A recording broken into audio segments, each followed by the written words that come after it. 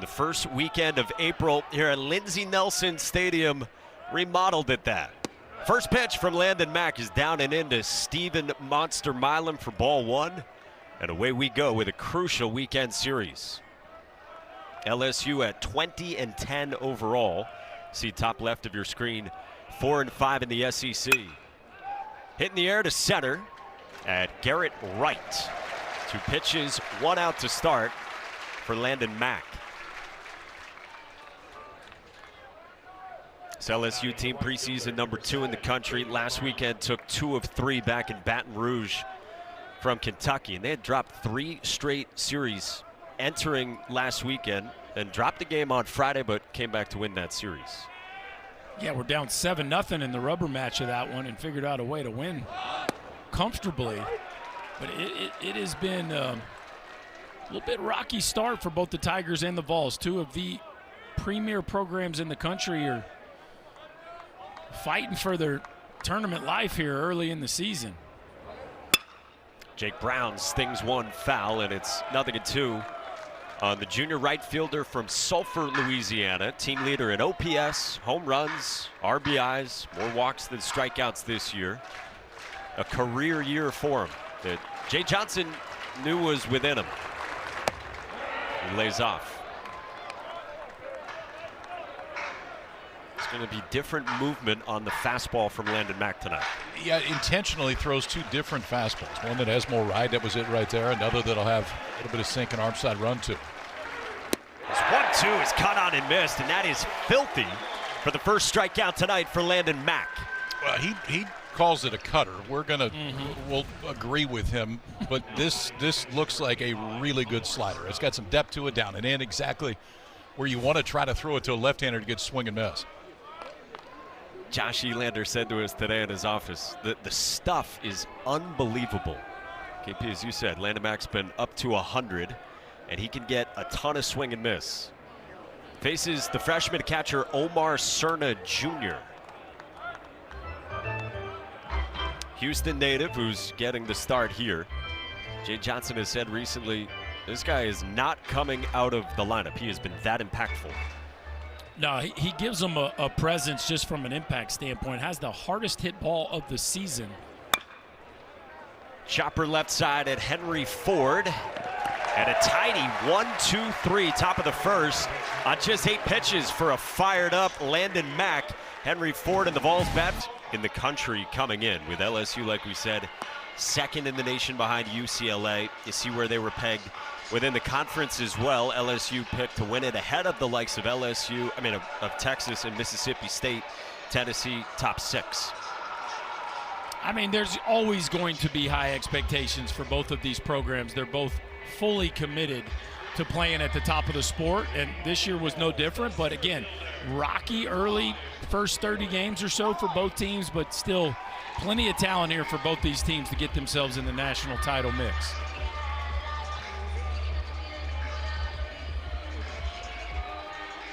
Well, Garrett Wright will lead off for the Vols. Junior from Ohio, preseason 3rd-team All-American after transferring in from Bowling Green. Going to see him behind the plate tomorrow for Tennessee, but in center field for this one. Of course, missed the first dozen games of the season, coming off hamate surgery on that left hand.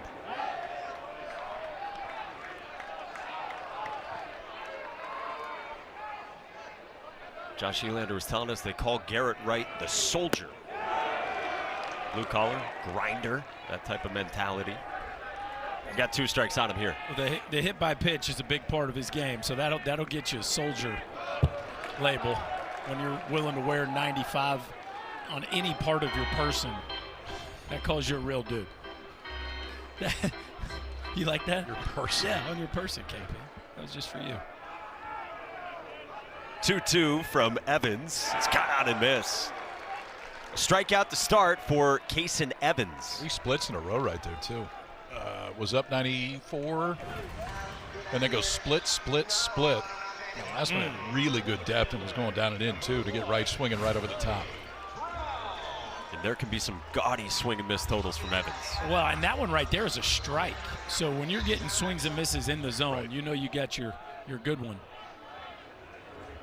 Now Blaine Brown, 6'5" sophomore in left field. Two-way talent, Houston native, Rice transfer, who had huge expectations after a big fall, big preseason. Ball and a strike from Kason Evans. They're trying to avoid pull-side ground balls with Blaine Brown. It's in the air to center. Backs up Derek Curiel just to the edge of the track for out number 2. Not today.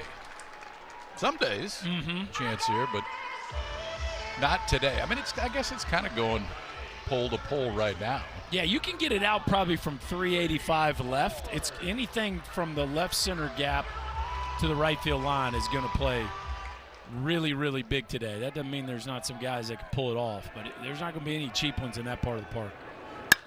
Henry Ford with a shift beating ground ball single into right.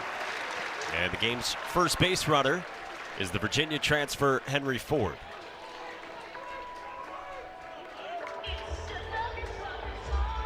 Now batting the first baseman, number 14. 106 off Ford's bat. And out of the cleanup spot for first baseman, redshirt sophomore from Spring Lake, Michigan, Blake Grimmer. Veteran program player for Josh Elander. Is dealing with lower back soreness, so missed the first dozen or so games this season.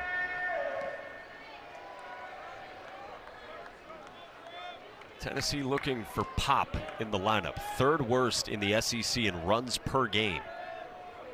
Tick under 7 a game. Nothing at 2.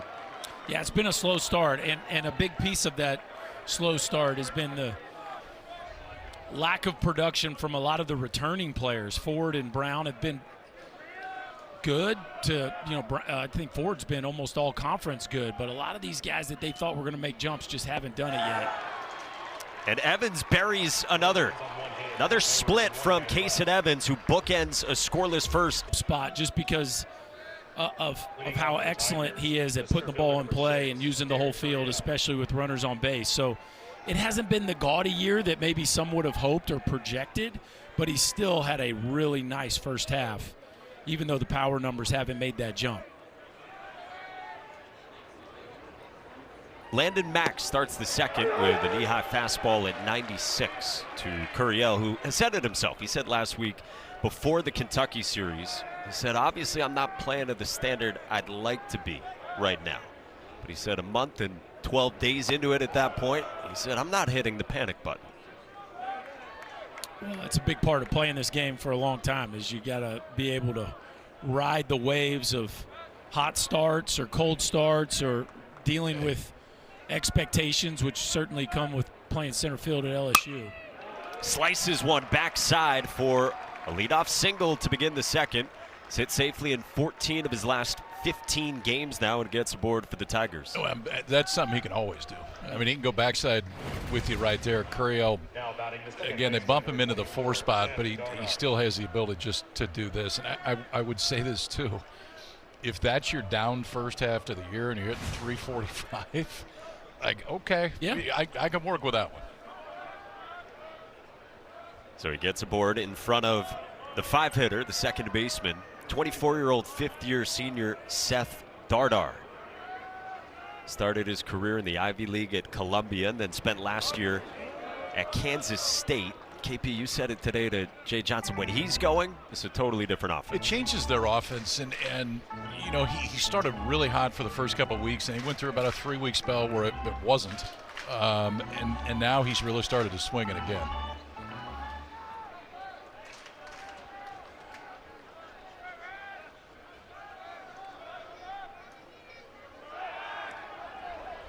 Feels like Dardar stabilizes second base too. He's getting better defensively. It's been a lot of pieces in and out, especially at second base, really for both these teams, but it feels like Jay Johnson's about to tighten up his rotation, so to speak. Yeah, I think both these guys were playing 13, 14 guys for a big part of the first half of the season, but kind of landed on what they think is their best 9 or 10. Curiel takes off. Levi Clark's throw is not in time. Curiel safe at second with a stolen bag. That was close on both ends, I thought, KP. It looked like maybe they got him originally, and then did he come off? But I don't know that it doesn't look like we're getting a review. Let's see. Yeah, he's there. He's there on the definitely there front to end. start. Yeah.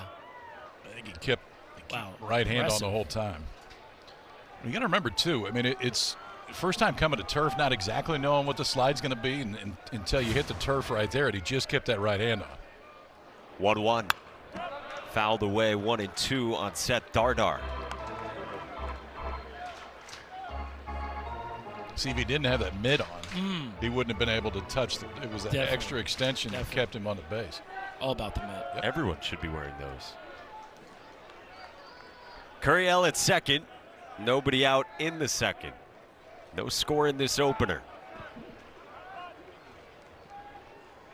Landon Max 1-2.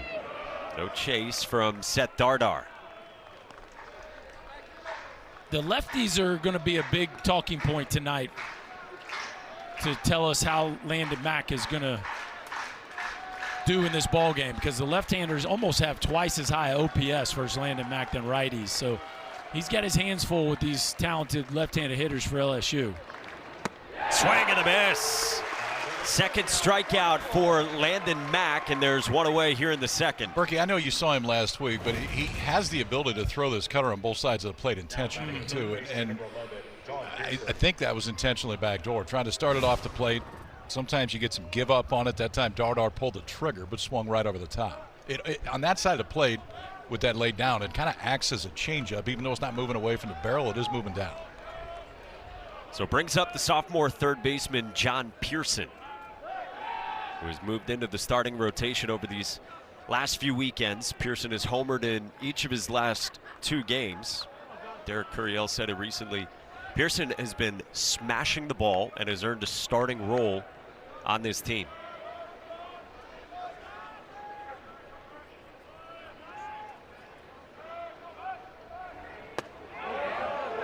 Just off the edge to start on the other side of the plate with that cutter. Yeah, it's pretty impressive the way he can move the cutter to both sides of the plate. Usually right-handed pitchers are going to throw that kind of cut fastball or slider, whatever you want to call it, to their glove side. But he really does a nice job of moving it to both edges of the plate. Pearson on a line to right, and it drops in front of Chapman. Curiel waited on it, so now he stops at third, and LSU has them at the corners in the second. I know you got to play safety there, but if he's off and running, he scores easy. Oh, yeah. It was just the read was a little bit late by Curiel to see if Chapman's going to get to that ball in right field. But if he's off and running with that speed, he's going to score. Instead, Tigers with a couple hits and guys on first and third. Kind of didn't trust his break. It's like he went and then he stopped, and he played it safe here. But, you know, York is clearly a double play candidate. And I guarantee you Mac's going to be thinking the same thing here, trying to keep this ball down in the zone. First pitch strike to the hulking Grand Canyon transfer, 295-pound first baseman in the 7 spot, Zach York.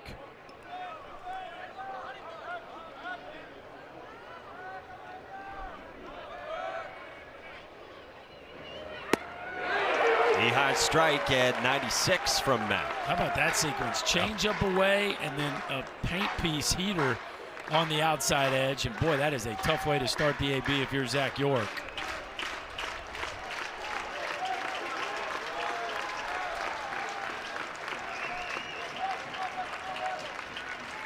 Landon Max 0-2. Just fouled off by York. Interesting. He did a stolen base attempt all year. I like it. Move the runner. You could try double steal. You could definitely you got Curiel in third. You can do a lot of things with him, but you're clearly making sure you stay out of the double play there. I think that's a nice decision there by Jay Johnson. Pearson at first, Curiel at third. So a check on John Pearson. The only way it bites you is if you get a four-seamer up and you swing through it and you end up with a strike him out, throw him out.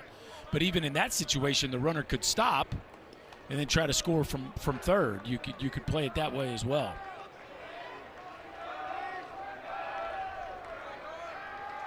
Another 0-2. Pearson takes off. They swing through, and Levi Clark does not throw through, and Derek Curiel didn't bite. Well, Mikey, I'm not so sure he didn't bite. He nibbled. He did. I think if Levi Clark just comes up and throws that ball to third base, I think they have him. So this is exactly what I was talking about. Fastball up. Watch Curiel. He hops. Ooh. He almost fully crosses over, and for whatever reason, Clark didn't pull the trigger there, but that was really close to being a double play if Clark lets it rip. That's exactly what you had said. Four-seamer up. So now second and third, 2 outs for the freshman DH in the 8th spot, Mason Braun. And that just misses on the back door with a cutter from Mack. To Braun, the pride of South Bend, Indiana, Penn High School, making his 14th start of the season.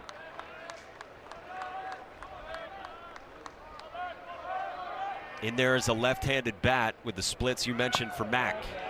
It falls behind 2-0.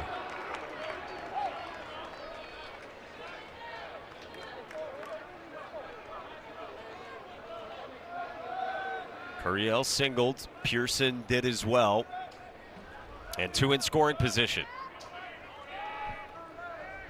2-0. Braun rolls it foul up the first base line. You know, we talk about how old college baseball is these days. It's pretty fascinating that LSU has a freshman hitting third, a freshman hitting 8th. And yeah, there's plenty of experience around them, but I still think the best programs in the country are going to recruit elite high school talent. 2-1. Braun takes 3 balls and a strike. It's got to be part of the recipe for all the elite programs. Even though it's not as easy to do, you still want to develop your own if you can. But you don't want to rework your roster every offseason. It can't be brand new. You got to keep some pieces and develop some talent along the way. 3-1. This is in, and the bases are loaded for the Fighting Tigers here in the second. Now batting the left fielder, number 1, Chris Stanfield. So traffic and trouble for Landon Mack here in his first SEC Friday start. He's got to deal with the veteran left fielder, the senior from Tallahassee, former Auburn transfer Chris Stanfield. Strike 1 to start. For Stanfield, by far the best season of his career in terms of OPS. He did miss 3.5 weeks with a hand injury suffered in the second game of the season. Stanfield pops it up behind the mound as Manny Marin makes the catch from short, and Landon Mack leaves him loaded and dodges danger in the second. 6 in the 9th. On the last day, a walk-off grand slam down 3 is about as bad as you can draw it up. 1-2 on Reese Chapman, senior right fielder in the 5 spot. 2 balls and 2 strikes against Kason Evans. Speaking of the Vandy boys, they carried that momentum over last night. They're playing home run derby down in College Station. That offense is hot. Just missed. With the breaking ball apparently up. Full count on Chapman.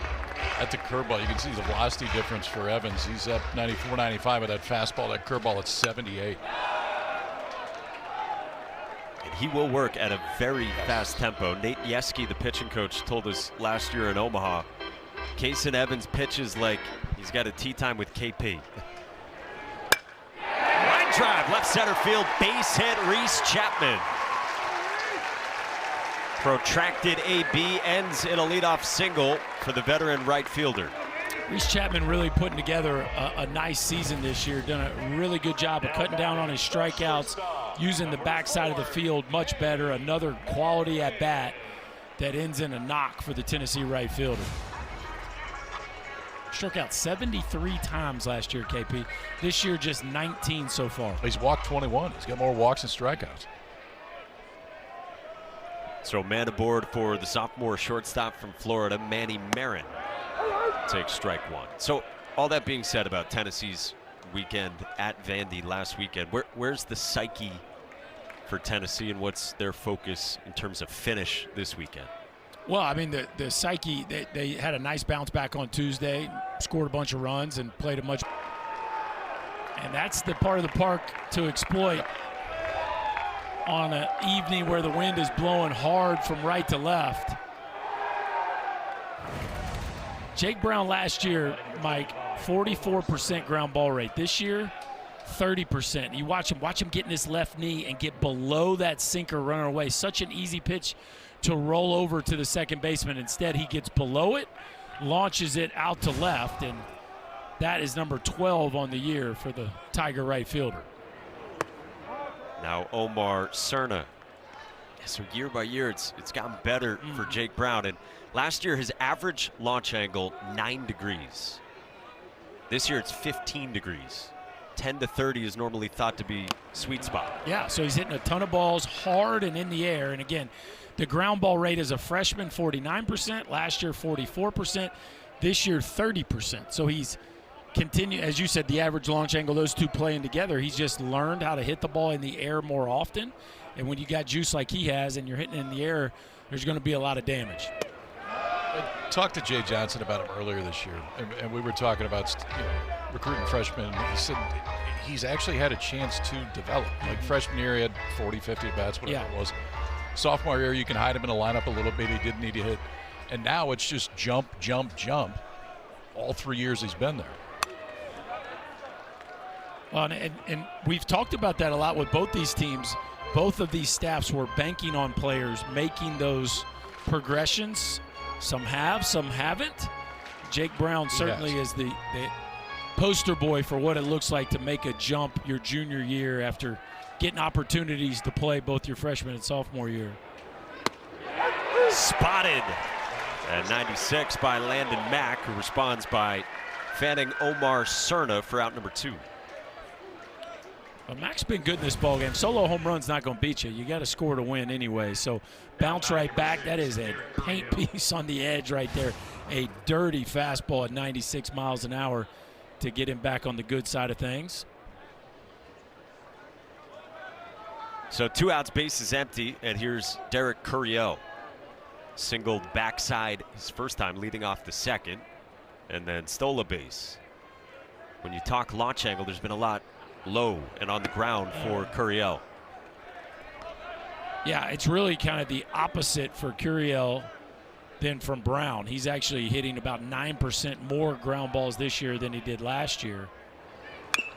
Excuse me, 5% more. So, you know, when you he's a very good hitter, and his end zone contact, he doesn't chase, doesn't miss, is always going to hit for a high average. It's just going to be interesting to see how Pro Ball values his profile, because typically in the outfield, professional baseball is looking for power. Our entire crew with you from Lindsey Nelson Stadium. LSU up 1-0 on the Jake Brown solo shot. And now 8-9-1 for the Vols with Trent Grindlinger, true freshman DH, leading off. Mature guy, beloved by his teammates, and he pulls one down the line in left, hooking toward the pole and foul. Wait, did anybody tell? Wait. Nobody told him yet. He pointed the pen. He did the I love you already. Oh, you got to put that one away. That's tough. And now they're going to look at it. And this is the tough part about that crosswind. You have to give yourself a little room to play the hook if you're a righty.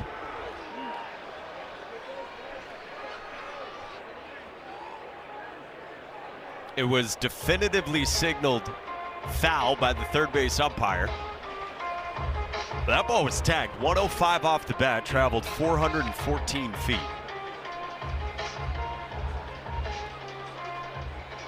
Scott Kennedy's the home plate umpire. You get the word from Brian DeBrouwer, first base umpire, with the crew chief review. So they confirm it. It's foul. Trent will have some form of payment coming in the courtroom. That may or may not get brought up again. So home runs, like we said, a staple of this Tennessee program. It just has not been there so far, and a lot of it with Guys who returned to this program who hadn't yet taken the jump this year. And nobody's hit more home runs than Tennessee this decade. They lead the country in home runs hit. On the ground to third, John Pearson for the first out. And LSU has been over 100 each of the last 3 years as well. But as we sit right now, both these clubs on pace to maybe not even break the 90 barrier. And you look at the top of the SEC with Georgia, Vanderbilt, Texas A&M, there's Ole Miss. There's still tons of power. It's not like home runs are down. Levi Clark goes first pitch swinging. He pokes this one foul. It is kind of odd to see these two offenses not up at the top of the league leaders like we're so used to seeing them. And talking to both head coaches, they're a little confused by it. They certainly put these rosters together thinking there would be plenty of power. Well, Clark's a guy that Tennessee was expecting to hit certainly double figures, if not a ton of them. Well, and especially if you watch the first, 6 weeks of the season last year? Yes. You thought Levi Clark was going to hit 25 home runs last year. Yeah. Preseason second team SEC this year. OPS at 636 entering the weekend. Tried to lay off. And went around 2-2. Yeah, you hit 10 home runs as a true freshman. He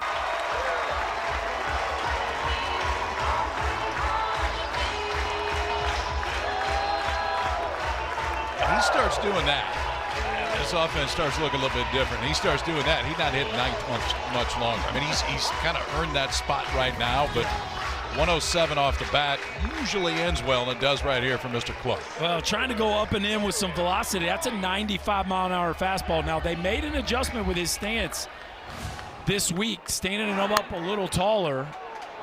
Kason Evans handles the Garrett Wright bunt for out number 2. Yes, standing up more because he's been pulling so many balls foul. Well, and he's getting stuck under plane, so he struggles with the ball at the top of the zone. So they wanted him to stand up a little taller. Maybe that would flatten out the path a little bit and help him cover the top of the zone. And KP, that's 95 at the top of the zone right there. He had no trouble getting to that one. Well, that was the issue. When they got into league last year, that's when it didn't translate. And velocity was part of it last year. Strike one to Blaine Brown. You know that coaching staff's feeling pretty good about that because Levi Clark's a piece they just have to have. Skied by Brown, left side of the infield. Milam calls off Pearson, and the inning's over. I just like the shortstop taking control in that spot to come catch it. That's what Milam will do. 5 months for you, it's been a bit different. But in the chair that you're in now, when you look back over the season, what are you most proud of, and maybe what are you looking forward to next? Just the next day with these guys. I mean, we've been right there in some of these games, and our job is to keep them in it. This league can be unforgiving. It can turn on a dime, and door can swing both ways. So these guys just got to stay hooked up. It's a talented group, and our hope is as we get further into SEC play, they start to execute a little bit better. Josh, thank you. Appreciate you. Thank you, Josh. I always like new baseball phrases. Bases don't. Oh, yeah, that's exactly said it today, what I was going to say. I used it a few times in our meeting with him today. I'm stealing it, and that's just all there is to it. We have to call a lot of these. So to get a new way to say that the bases are loaded, I'm all in.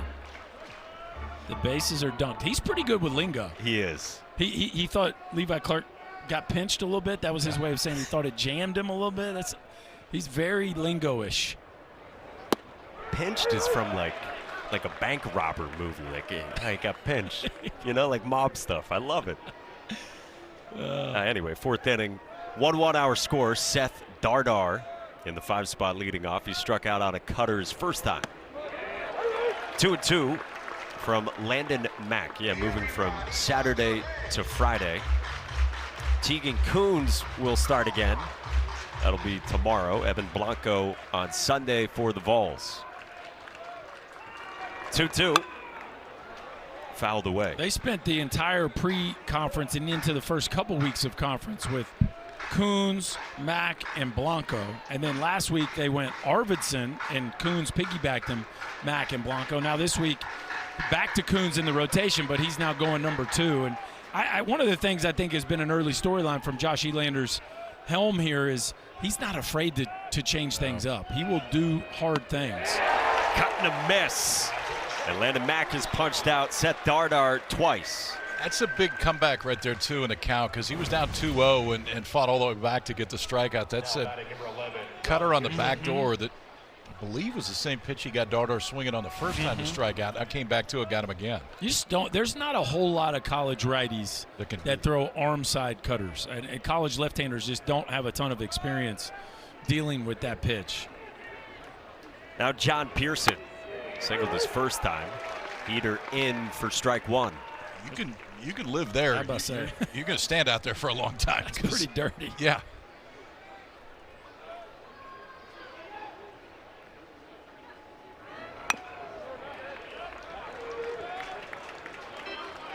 So the way it shakes out for Tennessee, Coons game 2, Blanco game 3. William Schmidt stays in his spot tomorrow. And I think that the way Tennessee would love to have it is you could get Brandon Arvidsson twice this weekend in relief. Yeah, that was part of the reason why they went back to they have trouble closing out games, and Arvidsson is probably the guy they trust the most late in ball games, and so put him back in the pen, see if they can maybe get him a couple innings on Friday and maybe a couple more on Sunday if need be. 2-2. That matchup tomorrow, though, KP, that's as much arm talent as any probably matchup in the SEC this weekend with William Schmidt, who's got a chance to be a first-round pick next year. Tegan Coons is being projected by a lot of people to be a first-round pick this year. 2-2.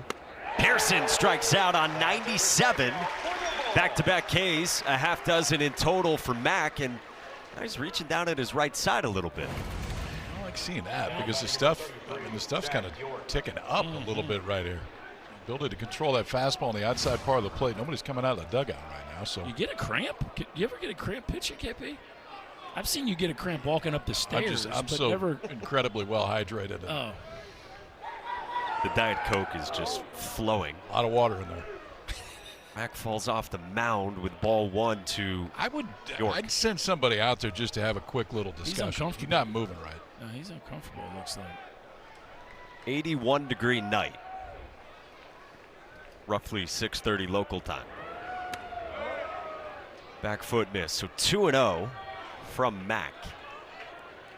Yeah, you can tell Jeff Wood there. They're talking about it.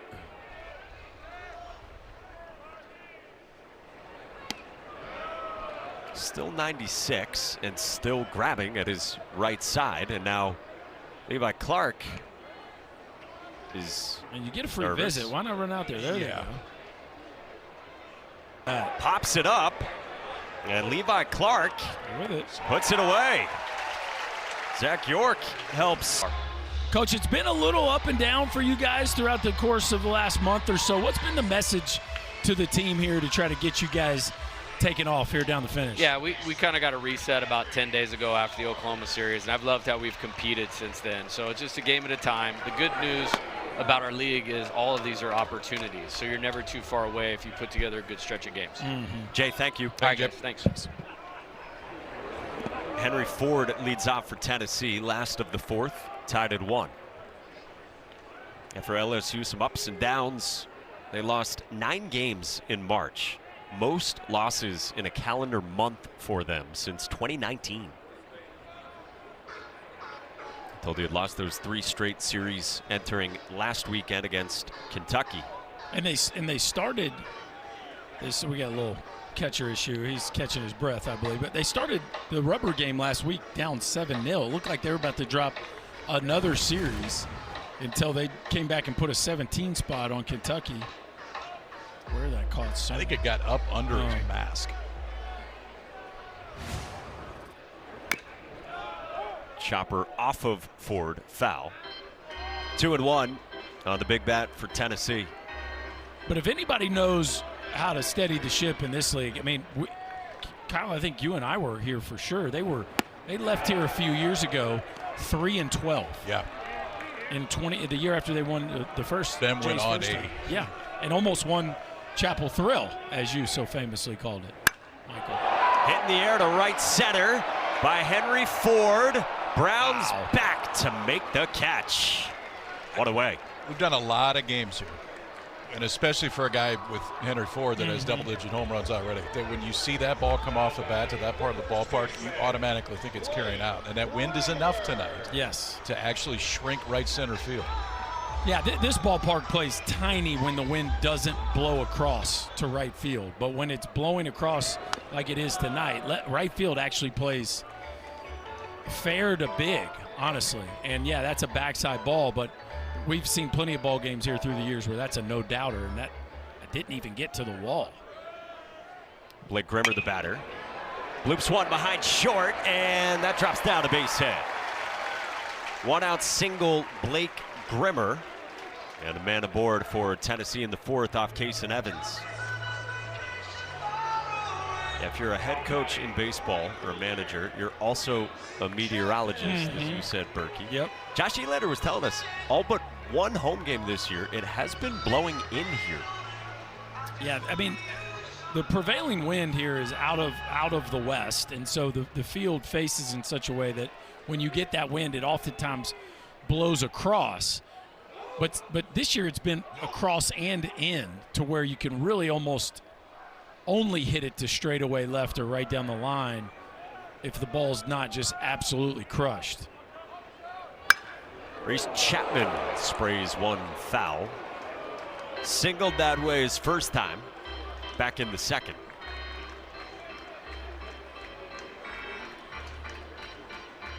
Reese Chapman this year, senior season, he's really cut down on his chase, career low. He's also swinging and missing at the lowest rate of his career. And he will tell you that's where he drew criticism last year. That was the big focus in the offseason for Reese Chapman.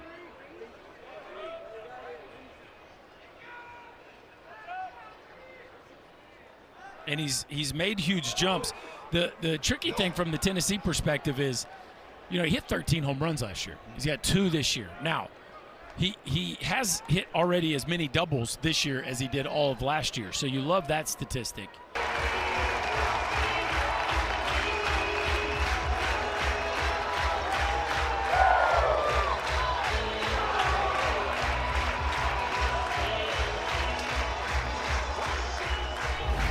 Well, that's now 2 Tennessee hitters that came into the ball game with 2 homers that have now hit one early in this one, a breaking ball that just hovered up and out over the plate, and Reese Chapman launches that one into right center field. Cutting it through the wind that we talked about is a pretty stiff breeze tonight. Tennessee takes a 2-run lead. 401 feet for Reese Chapman. That ball smashed again to get it out to that part of the park against this wind. Based on the flight of Ford's ball, when Curiel took off running, I thought he was going to slow down just in front of the track, and he just kept going, then looked up. Manny Marin tees one in that direction. Curiel's got room and makes the catch for out number 2. Well, it's funny how much time we talked to both these head coaches about the long ball, and you know, Josh Elander specifically felt like he's started the year with 6 or 8 guys on his roster that he felt like could hit double digits, maybe even into the teens or 20s, and with a couple of those guys, and Clark and Chapman were definitely those 2 types of players. Now Tyler Myatt. Well, yeah, we're talking about the lack of home runs on both sides this year, and all the runs that have scored tonight have been homers. Have been home runs. Just got to talk about it. It was kind of your pet project, I would say, the last 24 hours. Really, ever since you left Louisville to go to the airport. Jay, Josh, I'm here to do Tennessee LSU. We need homers. Thank you. Homers and dudes throwing 95, and they've delivered. 70 degrees on a Friday night. Life ain't bad. Evans 0-2, swing and a miss. Nasty from Case and Evans, but not before another home run. This one courtesy Reese Chapman for the Tennessee lead. Yeah, I think they heard us talking about him, or they heard credit. Leads off for LSU. Freshman walked his first time. Lefty bat in there because of the splits from Landon Mack. Berkey, you said this earlier. Righties with an OPS of about 600 right on right against Mack this year. Lefties an OPS of about 1,000. And huge swing and miss differences. 0-2. No chase on 96. Good idea. Yeah, you give Jay Johnson splits like that, KP, and he's gonna gonna fire the right bullets. He was pretty aware of it. Yeah. He's poring over the data when we walked in to visit with him today, and video. Swing and a miss. 95 hung on to, and strikeout number 7 for Mack. And it's a great 3-game softball series. Game 2 tonight right here on the SEC Network and the app. Number 1 Texas, number 5 Alabama from Tuscaloosa. 8:30 Eastern, 7:30 Central from one of the best venues in softball. We got a little offensive timeout going on right here. Coach Johnson coaching up Chris Stanfield and Stephen Milam. It's an LSU staple. Yep. 6 in a row set down by Mack. It usually follows that. Yeah, it follows a couple strikeouts in a row, and we're gonna slow everybody down. Early action today too. Oklahoma even that series up with Alabama. Cam Johnson was good again. A&M even the series up with Vandy.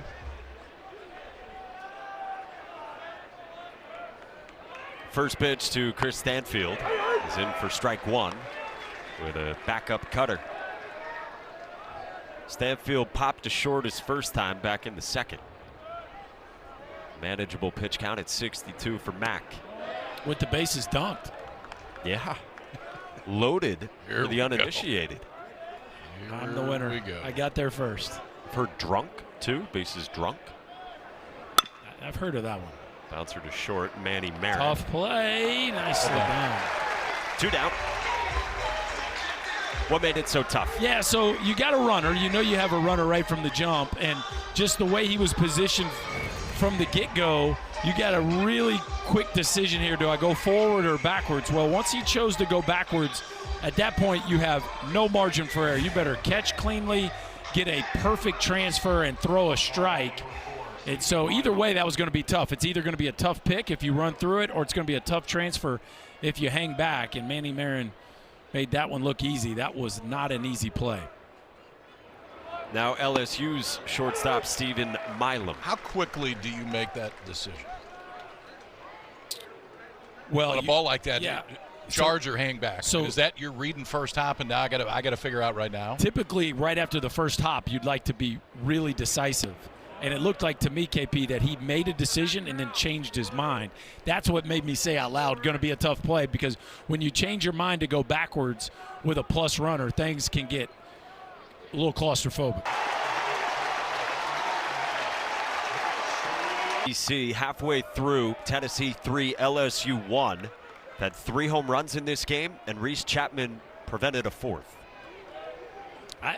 I don't know if we're going to see a better one than that all year, boys. Yeah, you're going to see that one a whole lot tonight in a whole lot of different places, too. That was ridiculous. 3-0 from Kason Evans to the 8-man in the Tennessee lineup, Trent Grindlinger. Full sprint, full stretch, and it robbed a homer. Well, and it's that part of the wall. It's the only part of the wall that's different from the rest of it. So you don't know exactly where it's going to get lower because you're watching the ball. His arm went flying over the top of the wall, and he held on to it. Full count. Well, the thing, we talked to Josh Elander today about maybe who was one of the voices that's emerging from a leadership standpoint. He said they've been trying to bring Reese Chapman along in that regard, and you start doing some of the things he's already shown us this evening, and you start to earn the right to have a voice, because it's not just the play, guys. It's the complete disregard for your body. Like when you want to earn some dude points in the locker room, you just sell out into a wall to take away a homer like Reese Chapman did. That'll earn you the right to speak up in tough times. Leadoff walk issued by Kason Evans, and now we get a visit from the great pitching coach Nate Yeski. The reactions were awesome all over the place, from the bullpen to the dugout to Landon Mack just about threw his glove in the stands. I don't know if you saw it at the end. I mean, he's jumping all over the place, and he just throws his glove. He almost dogpiled with himself. Yes, he's looking for somebody to celebrate. This is so good. Look at this. You just thought he'd See if we just stay clinched with to it go long to enough. Omaha. I mean, Watch- my man is hype. Watch his glove. Look at- Up. There it goes. I got it. Fair catch. Liam Doyle on line one. That The was big hug. Oh, you crazy. got to go big hug. Look at that smile. That's how much you all care about your ERA right there. Oh. So, Kason Evans, 61 pitches. Leadoff walk to the 8-man. His first walk tonight. Now Levi Clark. First pitch swinging. He went deep. His first time pull side 107. Did not get pinched. Yeah, this was a sight for sore eyes in the Tennessee dugout. A fastball up that Levi Clark got to and ripped into the left field porches for the first run of the ball game for the Vols. Hoping that is a sign of more to come. This one gets past Omar Cerna, the freshman, tried to backhand it, and Trent Grenlinger moves up into scoring position. So we were talking about Levi Clark. Problem was too many pull side foul balls. Stand him up more upright. Swing doctor. What does that do? Well, I think they're hoping that frees him up a little bit more from a directional standpoint. They felt like he was too spread out, getting stuck, and the barrel was working under and then over and hitting a bunch of humpback liners foul. Now, to be fair, he just did it right there, but that was a breaking ball that he was early on. The hope is that by standing up a little bit taller, he can get off his backside a little bit better and feel some more direction with the barrel into the big part of the park. I think in general, you guys know this in a lot of different things, but sometimes when it's just not going great, you just need to do something different. Just anything. Yeah, new bat, new grip, new batting gloves, stand in a different part of the box. Just a different feel.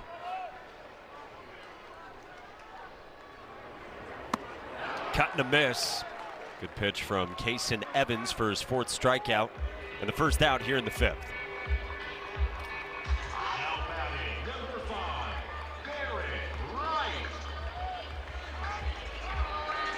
So back to the top for Garrett Wright. Strikeout on the splitter his first time, and then he tried to bunt for a hit second time in the 3rd. But Kason Evans handled that. Back from the hamate that plagued him in the preseason leading into the start of the year. Saw so many hamate injuries in spring training in Major League Baseball too. Corbin Carroll, Francisco Lindor, Jackson Holliday. 0-2 on Wright.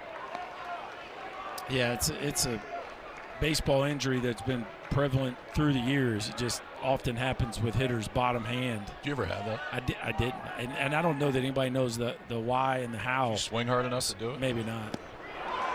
Swing and a miss there, and Omar Cerna gets it over to Zach York in time for out number 2. Trent Grenlinger moved up to 3rd in front of Blaine Brown.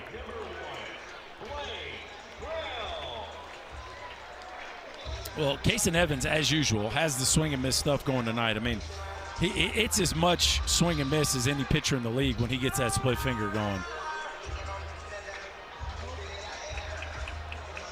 So man at 3rd for Blaine Brown.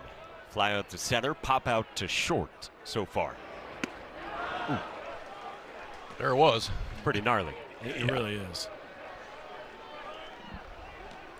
It's kind of gone back and forth, going back to his high school days from changeup to splitter. Whatever it is, at any given time, it's been effective. Bouncer foul, and it's 0-2. And that's it. That's the one you got to hit if you're Blaine Brown. Well, you had a now chance. now you're And KP, splitting. you swing and miss at a first pitch split, and then you're early on 95. If you're calling pitches, like that just screams going right back to the split, I would think. It does. And a strikeout for Kason Evans. He fans 3 in the against Landon Mack, who has set down 8 in a row since the Brown home run. First look at Matt, KP. Impressed? Yeah, I've been very impressed. His control of the strike zone, I think, is what has impressed me the most. I mean, so often we automatically associate stuff with velocity. Yeah. It's not that simple. And it helps. But it's your ability to throw the off speed. And a lot of times you look at a guy's arsenal and you're like, man, he didn't throw that many changeups. What's he going to do against lefties? Well, that's what's given him problems this year. But the ability to throw that cutter away from lefties has proven to be really important, because then when you wrap it around their feet, it makes it that much better. He's been about 63% strikes. Pretty solid mark for Landon Mack. 70 pitches deep is 1-2 to Jake Brown. Mack does something, KB, I want to ask you about. I've noticed a lot of pitchers that I feel like are used to be infielders do this. Skeens does it. I remember Mark Pryor used to do it. The pat, almost like a shortstop getting ready to throw the ball to first base. This little, watch this, take it out of his glove at the top and do that little pat. A little tap. Yeah. Yeah, and you'll see it's like a toe tap for hitters. It's a timing mechanism, just in his mind that he knows when he taps. He's about and the arm swing is the time that you want it, that it's going to pair up with when that front leg hits. I don't feel like coaches teach that, but you do see a lot of good ones that do it. Pulled foul. Kind of makes you feel loose and athletic. At least look that way. I mean, if Skeens does it, everybody should do it because he's the coolest. But he does do it. Get the wraps around the head, too. All of it. Just Captain Cool, Paul Skeens. 7th pitch. Jake Brown spoils 96. Skeens always had the hat tilted up. Like the moment the inning ended, just tilts up. It's like it was automatic. He shoot hitters off after he dominated them. His whole act was just pure. That's pretty nasty from Landon Mack. Levi Clark caps the K. 8 strikeouts for Landon Mack. Well, and that's what happened when Brown's going to foul off 3 or 4 tough ones. You're going to go to something he really hasn't seen. And that was the curveball, which Mack hasn't thrown a ton tonight. In fact, he's thrown a very little. It's been primarily cutter when he goes off speed. But velocity difference enough, down and out of the zone, and he got chased right there from Brown. Now batting number 25, Omar Cerna. Came into the season, came into the start, he had only thrown 46 curveballs versus left-handers. But you'd like to see somebody being able to go to a 3rd or 4th pitch, and especially to get a swing and miss against a hitter like Brown. That was impressive. Strike one poured in at 96 to start out the freshman in the 3 spot, Omar Cerna, who's grounded to 3rd and stared at 96 to punch out in the 3rd. Dotted again with a heater. Pitch usage this season for Landon Mack. See, it's mostly sinker cutter, but he's not afraid to throw a few others at you. At the very least, just to get it on the report, just to get you thinking about it. And then again, tonight the stuff's good enough where he got a swing and a miss and against a lead hitter in it. That just shows you the capability of his entire arsenal. 1-2. Cerna pulls it foul.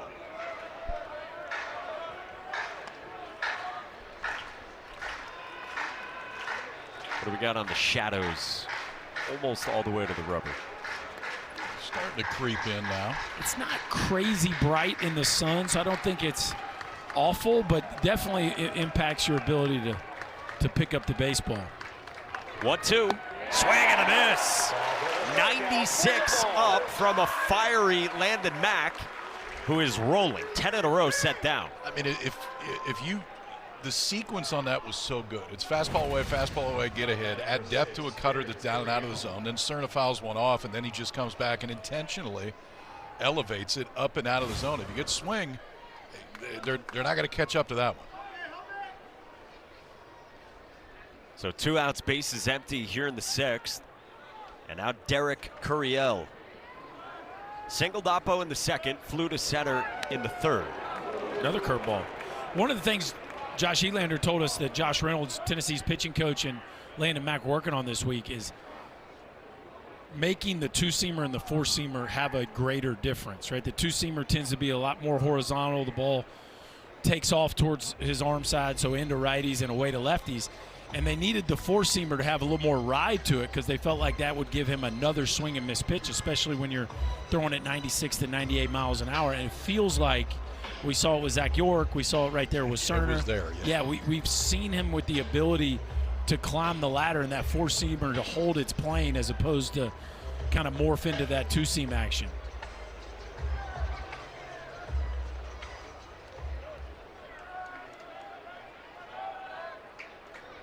Oh, 1. Curiel on the ground, but right into the shift at Manny Marin. And the inning's over. Cruising along 11 in a row for Landon Mack. Things that you said, I actually don't remember any of them, but that one stood out. It's incredible how much I've taught you through the years. I'm just glad we can add that to the list. When you weren't getting stopped, when we actually had your attention. Noticed in Knoxville. Vols legend Chris Burke, Kyle Peterson, Mike Monaco with you. 3-1 Tennessee, opener of this series. Teams that have won the last 3 national championships. 3-1 on Henry Ford from Kason Evans. Ford a single at 106 in the first. Sharp fly out to right his second time, and a roller here. Monster Milam still perfect. One away. How would you guys assess Kason Evans, and in particular his strike throwing, his command tonight? I mean, I think he's been really good. It's 2 swings that have got him. He's given up 6 base runners so far in the game. Just 3 of them came around to score. They raced 1 on the double play. No, he's been fantastic. I mean, you can see how he struck out 15 against Oklahoma a couple weeks ago. It's just if he's getting ahead, college hitters just don't have enough experience to be able to consistently make good swing decisions on a split. And let me just say, even major league hitters really struggle. I mean, we saw Trey Savage dominate the postseason with a real split. It's a pitch you don't get to see very often, but again, especially at the age these college hitters find themselves. So, I mean, I think Kason Evans is going to continue to pitch like an ace in this league. He's just gotten bit by the long ball tonight. Of course, awesome freshman season, freshman All-American, also just a third-team All-American outright by D1 Baseball. 3-1 though on Blake Grimmer. Has been roughly the same number of walks this year as last year, in about 17 fewer innings for Evans coming into tonight. And he issues a walk here to Grimmer. So 1 out base runner in front of the man of the night, Reese Chapman. Well, you couldn't do much more than he's done in this ballgame. A single his first at bat, a 2-run bomb in his second, and then one of the best catches you will ever see. And they're giving him a standing ovation right now in Lindsey Nelson. He certainly has earned that. When the 2-run home run is not the highlight of the night, that's a pretty good evening so far, and we're only in the 6th.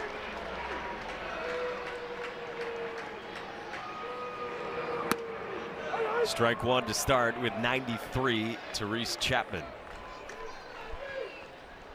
Yeah, stay up late, watch SportsCenter. You will see that from Reese.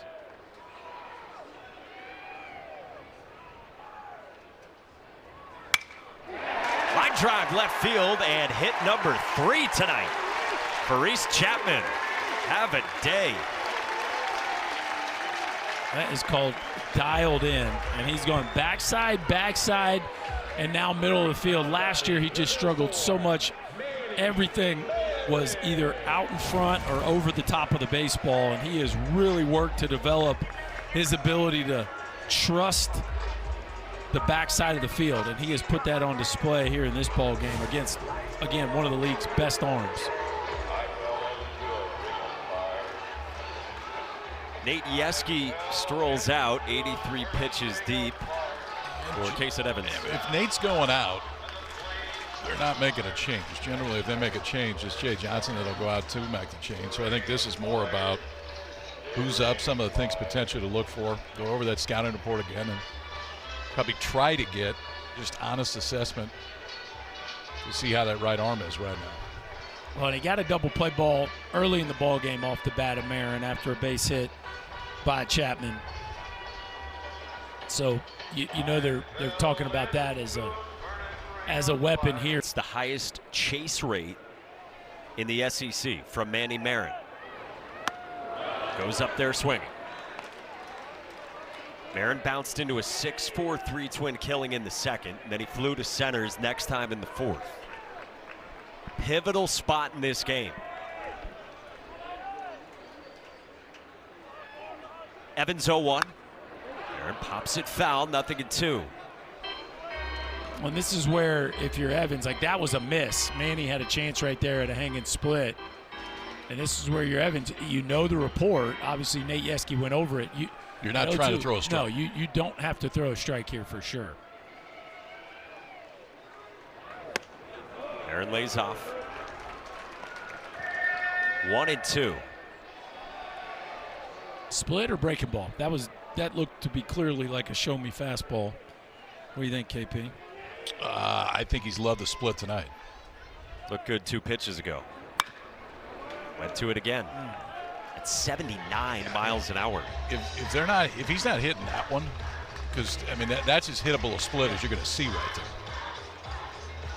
And it's just 86, but we are getting into that point in the ball game where maybe that split's losing a little bite. That's 2 this AB that weren't exactly razor sharp. 2 on the 1-2. Foul by Manny Marin. It's a Maverick Rizzi, big righty. And Danny Lockenmeyer, the transfer, up in the bullpen for Nate Yeske and Jay Johnson.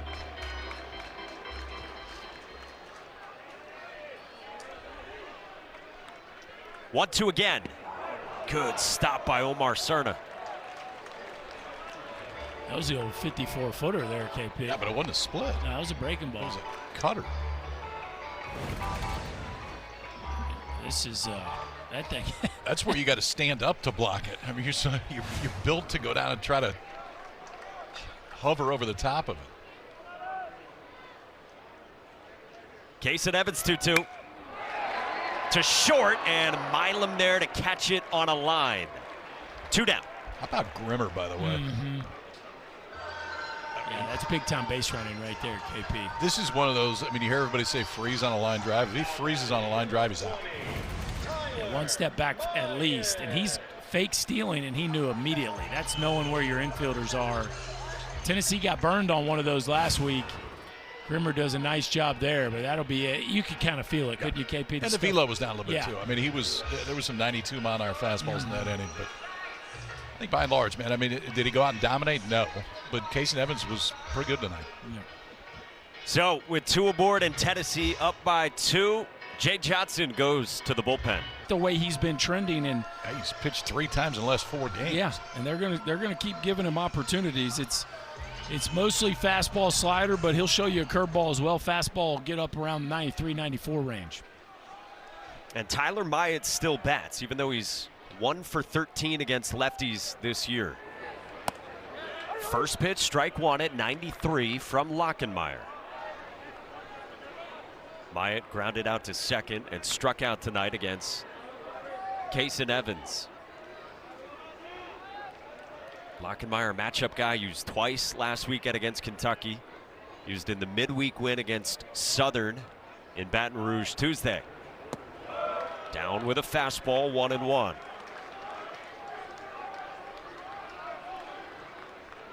It's interesting. Typically, you get a left on left because of a really good breaking ball. That his best pitch, as it pertains to whiff, is the heater. Is 1-1. Fastball called to strike, bottom of the zone.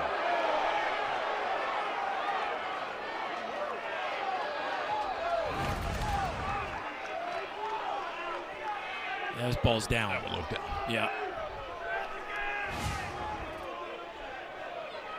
2 on, 2 out, 2-run game in the 6th. Danny Lockenmeyer's 1-2. Cut on and missed.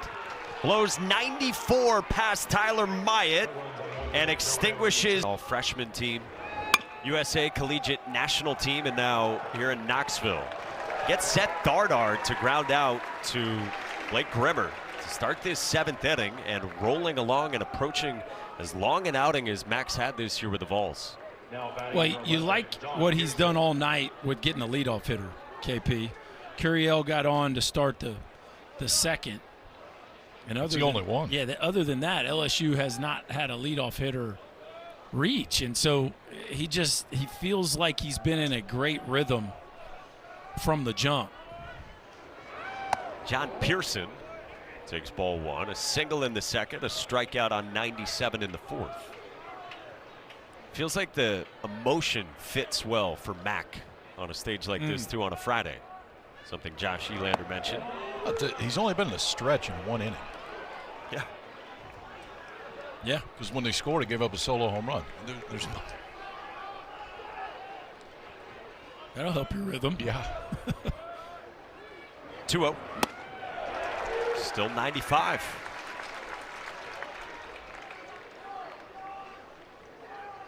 Hasn't gotten to the 100 pitch count yet this year, but he's hit 95 a few times. There's been a 97 in there. So trending to maybe push past that plateau here this evening if he can keep it low maintenance.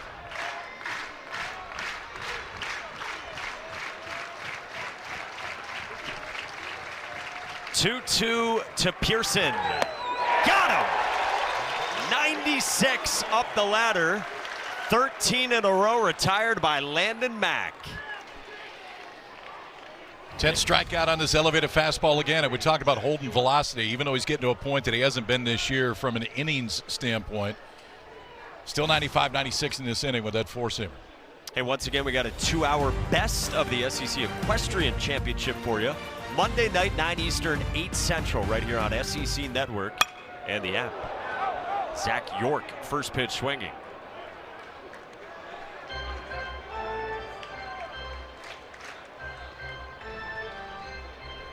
This has been as good as it gets for Landon Mack. Got up to an excellent start to his season in the non-conference. 6 innings, 1 run against Nichols opening weekend. Followed that up with 6 2/3, 1 earned, 11 Ks against Kent State. So far in SEC play, it had just been solid. And it's been great.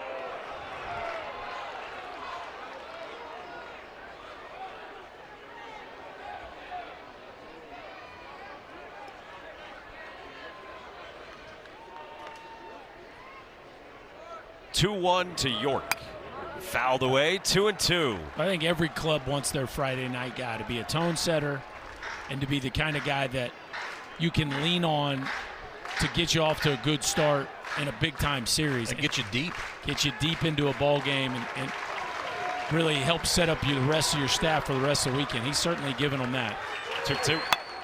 Check swing foul. Still holding 97 miles an hour.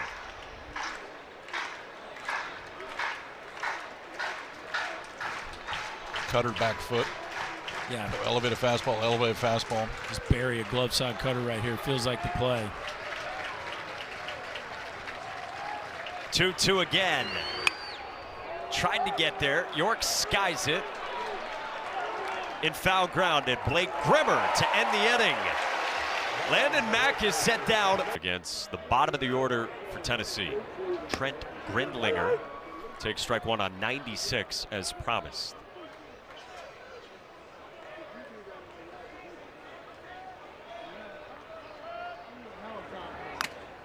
Fouled off the mask of Omar Cerna.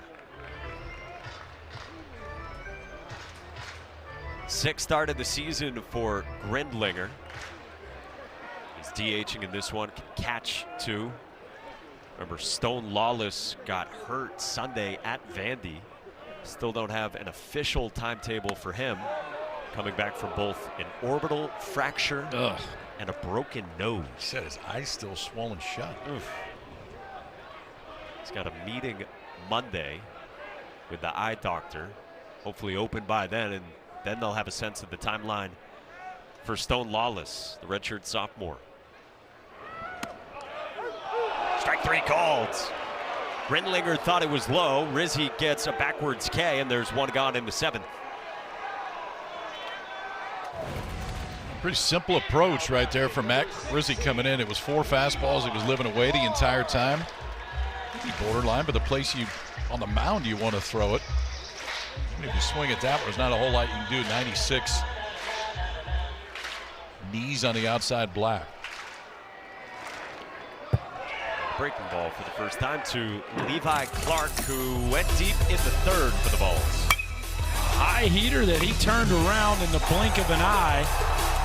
Clark homer, the Chapman homer. That is the story of this ball game as we stand right here in the 7th. Whew. That ball had a little takeoff to it. 96 running up and in on Clark. Maverick Rizzi's 1-1. Sprays it, 2-1 the count. We've hit the backstop twice and thrown 96 at a chin, so this is law of averages. This one says it's coming right down the middle. That's how you have to think as a hitter. I'd take your A+ swing right here. 2-1. Low, 3-1 on Clark. Always knew a guy that was wild. He was gonna groove one. The other one might hit you in the ear hole. That was the problem. 5-pitch walk and a 1-out base runner for the Vols as the lineup turns over to Garrett Wright.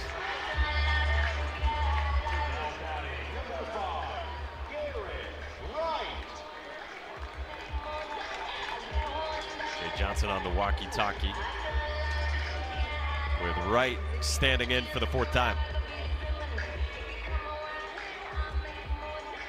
2 punch outs and then a bunt ground out from Garrett Wright. Only the 3rd walk by LSU this evening. They came into this weekend 15th in the league in walks. So that's a good sign if you're Nate Yeske. They are right at the top of the league in strikeouts, but also at the top of the league in walks from a bad perspective. And so part of the price you pay with all these power arms, there's going to be some free passes with all the swing and miss. They clearly are slowing the ball game down here, KP. Yeah. Omar Cerna's just a freshman, but he's got the slow walk to the mound figured out. Yeah, he does. That was done to perfection. And the slow walk back.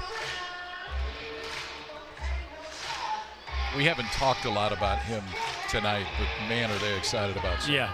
And that's a lot of times you see a freshman catcher hitting 3rd at LSU. A double barrel action again down in that bullpen. Lefty on the left, Santiago Garcia, and Grant Fontenot, the righty. Blaine Brown, a lefty, is on deck as Rizzi sprays another fastball. Getting a little uncomfortable right now with how wide the misses are, KP.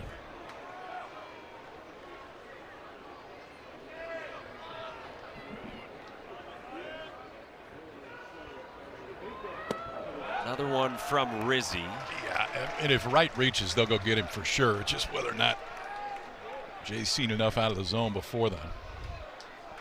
There's been this from Maverick Rizzi this year. It's why Jay Johnson liked the fact that Rizzi really poured in some strikes last weekend against Kentucky. Does so there to get back to 2-1. It's not top secret what Rizzi has to be able to do to be effective. This stuff's not going to get squared up too often, but he can't constantly be pitching from behind and allowing free bases. His 2-1. In on the hand, slow roller, long way to go, set, Dardar, glove flip, not in time. Garrett Wright's aboard, and 2 on for the Vols in the 7th. Boy, just a tough play right there. If you're Dardar, you're up the middle. This ball just kind of goes into no man's land. Zach York holding the runner on, and I thought he made the only play that he could there with the glove flip. I mean, look how far up the middle he is to start. York wisely decides to put on the brakes and cover the bag, and Wright just too athletic. Such an interesting athlete, KP. Plays center field and can catch. He gets there a half a step before that throw. That's swing too. That's not easy to get out of the box when you get crowded with a fastball in on your hands. Rizzi stays in for Blaine Brown. First pitch strike as he lands the off speed.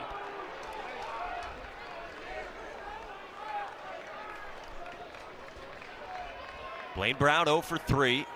Blue chip type of talent, the Rice transfer.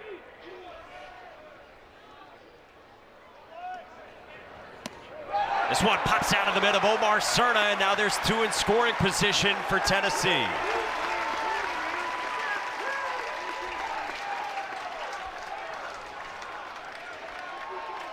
Those are changeups, right? No, they're sliders. You sure? Yeah, I'm positive. I know the spin rate's high on him, but it almost looks like coming out of his hand. They're backing up a little bit. Tennessee try to break it open. LSU brings the infield in. Rizzi's 1-1. Brown cuts through 95. That's just filthy when and we've seen a couple times now where he's just dotted fastballs. 20 inches of horizontal. That's more than the width of the plate that it's moving away from a left-handed hitter. Big spot for Maverick Rizzi. 1-2.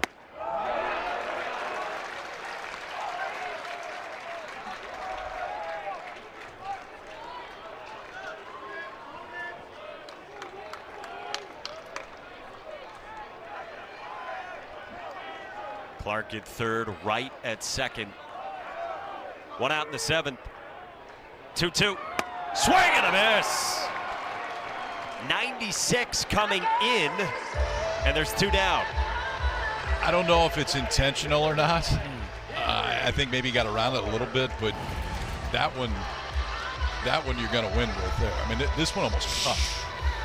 Starts, it's been away, arm side, and then he comes back and just buries 96 down and in. And now it's Nate Yeski who comes out. It is a right-on-right matchup here with Henry Ford, Tennessee's best bat lurking.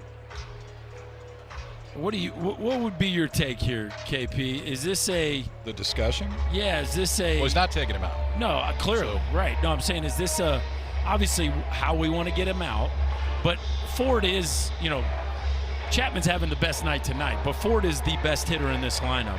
The game is on the line. You do have first base open. And I think that's part of the discussion, because let's not forget that nobody's standing at first base right here. Like, if he wants to go after your stuff, great. That's fine. But this doesn't, you get up by, I mean, if you're down 2-0, 3-1, like, this isn't pipe a fastball to get back in the count time. The question with a guy like Rizzi, you just wonder, like, how tightly can he execute a game plan in a spot like this? That's the challenge. Yeah, this stuff has been all over the place. To your point, where it hasn't been yet is down the middle. I mean, the misses have been either off the plate, but he has not missed middle yet. 2nd and 3rd, 2 outs for Henry Ford. Rizzi misses with ball 1. You got a left-hand hitter on deck in Blake Grimmer, who actually has reverse splits. He has struggled more against right-handed pitching than in left-on-left matchups. 2-0. Put him on. I would, yeah. Yeah. I think part of the discussion, though, if you're going to put him on, is whether or not you're going to keep him in the ball game.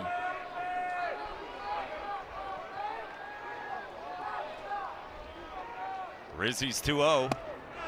Ford takes on a backup slider. Almost every one of the breaking balls has looked like that to this point. We really haven't seen much depth or horizontal to it, but it is a change of speed at least. 2-1. Ford cuts through it. All kinds of life on the fastball, and it's 2-2. Just tells you how hard it is to make swing decisions. That thing, again, another 20 inches of run. That ball almost hit him in the armpit. 2nd and 3rd, 2 outs. Rizzi's 2-2 to Ford. Outside, full count.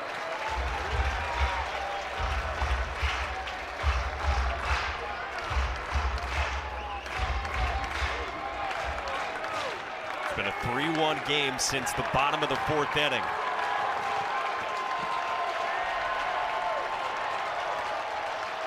The payoff. Outside, they're loaded.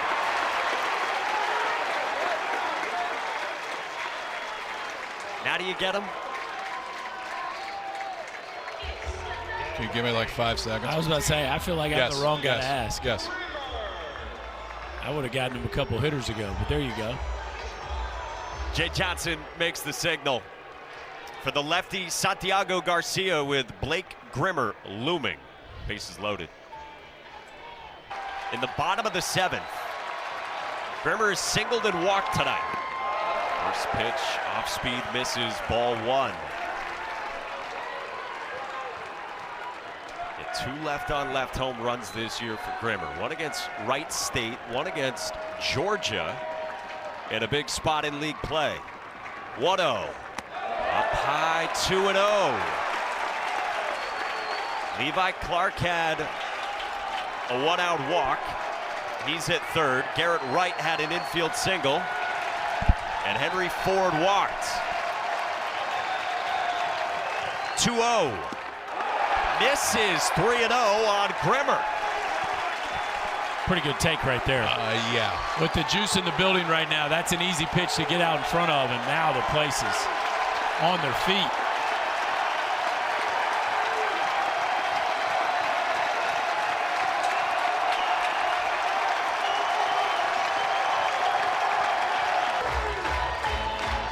It's been an issue with this pitching staff all year long. We talked about some of the highest walk rates in the league for LSU's pitching staff, and boy, has it bit them here in the 7th. And look who's coming up for Tennessee. Best player on this ball field tonight, Reese Chapman. 3 hits, including a 2-run homer, and the catch of the season in the SEC in right to rob a home run. Chapman lays off. Oh! No, they're going to bring him up on appeal down to third. What'd you think, boys? I did not think that. Apparently the Tennessee bench feels the same way. Watch the dugout here. Ooh, now that I see it, I think he did go. I still disagree. That one was way closer on the replay than I thought live. Just like that, it's 0-2 on Reese Chapman. One more look. What do you think, Kip? I don't think he did. Now I agree with you again. Always seems to happen. 0-2. Chopper foul. It looked like that was Logan Chambers in the dugout that got upset, not Josh Elander. Standing right to Josh Elander's left. Loaded up in the 7th. 0-2 again. Good stop by Cerna. Man, he's had to work hard in this inning because when Rizzi was in there, you didn't know where the misses were going to be. I mean, so often you got a pretty good idea if they miss, it's going to be in this spot. He was kind of tugging it all over the place. That time was ready for that breaking ball out of way.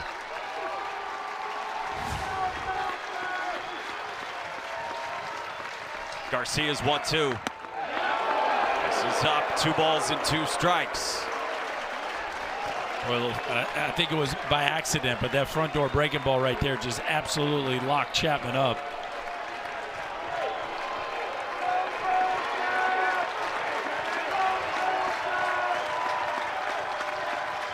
The 2-2 pitch. Chapman swings and misses and strikes out. Cerna caps the K. Garcia gets Chapman left on left, and Tennessee settles for course of conference play so far, and they're hoping to flip that script. left on left with Mason Braun. 8-9-1 for LSU. He's got just the 1 run in this game on a Jake Brown solo homer all the way back in the 3rd. That is the last base runner LSU had. 2-0 from Arvidsson. Arvidsson preseason first team SEC in his 2nd year here with the Vols against the true freshman Braun.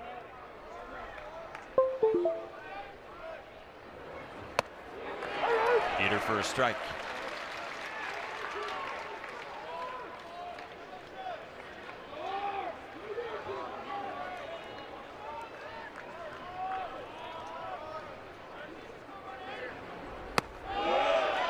Three and 1 from Arvidsson. Followed Landon Mack in this game. 7 innings, 3 hits, a run, a walk, and 10 strikeouts.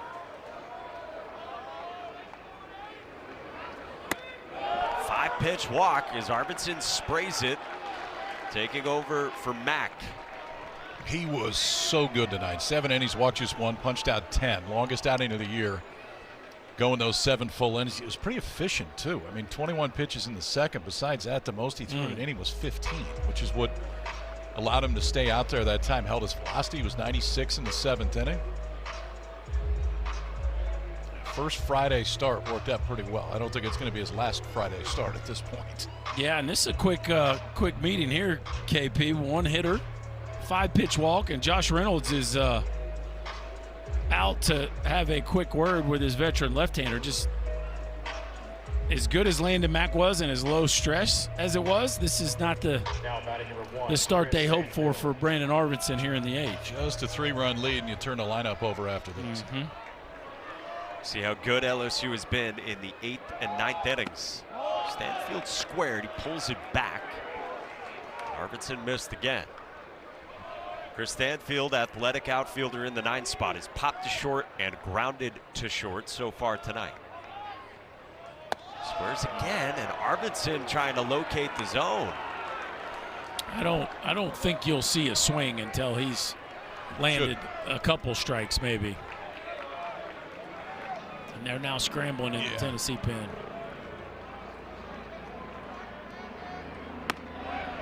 Here's a strike with the breaking ball. It might be an indicator of what he's most comfortable throwing right now for a strike. 2-0 count right there, and he threw a slider. Again, Bo Rudy and Brady Frederick starting to get loose.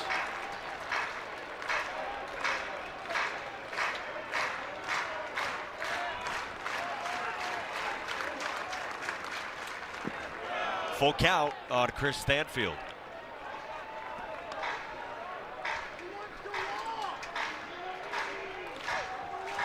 LSU ready to turn the lineup over. Down by 3 in the 8th inning. Payoff pitch. Stanfield works a walk.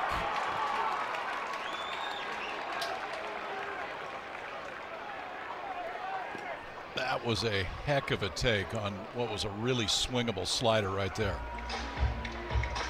So how long's the leash now? 1 batter? Well, I think some is, do you want to face Milan from the left side or do you want to face Milan from the right side? That has to figure into the decision right now, I would think.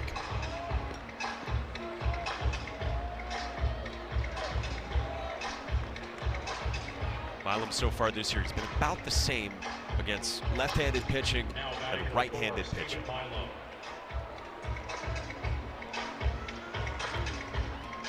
He's hit the ball hard with nothing to show for it tonight. A fly out to center in the first, a 103 bullet to third in the third. He had a home run robbed in the 5th. Yeah.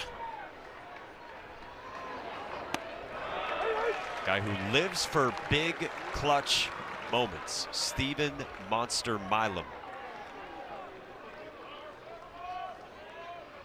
Before the season, a preseason top 5 shortstop in the country, according to D1 Baseball. The numbers down for him. Ball and a strike. At this point, if you're an LSU hitter, I mean, he hasn't thrown a fastball for a strike. No. It's just been the breaking ball.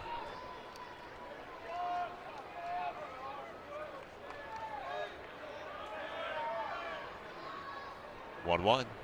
The breaking ball and no swing from Milam. According to Brian DeBrouwer, 2-1.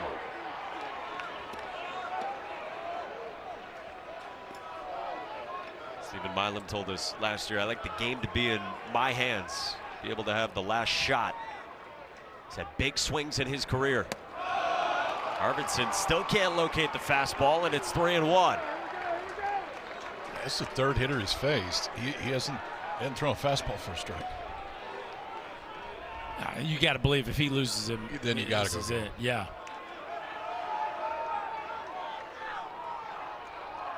Three walks in a row from Brandon Arvidsson, and the bases are loaded, representing the tying runs. And I understand Cam Appenzeller's the freshman, and you probably don't want to use him to get hot quickly. That's probably not the role he's been in to this point in his career, but he is not one of the guys down there in the bullpen, and you'd think that he would be one of the guys they want out in this spot. It looks like they're sticking with Arvidsson, though. Wow. against Jake Brown. And a fastball for a strike finally from Brandon Arvidsson.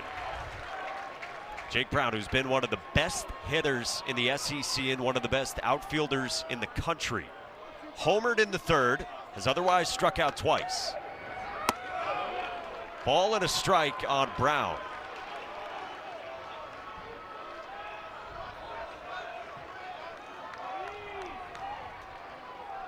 He's fared okay against left-handed pitching this year, but 10 of his 11 home runs entering the weekend against righties. 2-1 from Arvidsson. It is low oxygen in that Tennessee dugout right now, I will tell you that. Well, he's almost trying to wish it over the plate right now. There's just not a lot of conviction. His 20th pitch of the inning. Cut on and missed, 2-2, and now he's got better command with the fastball. Well, that was the best heater of the night by miles.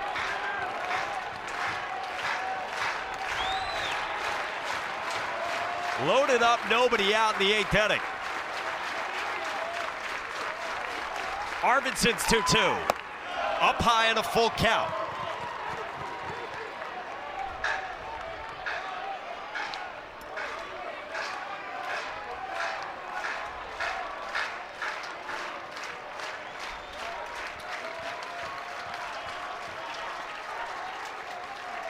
Three-two on the way. Brown on a line to short, right at Marin for the first out.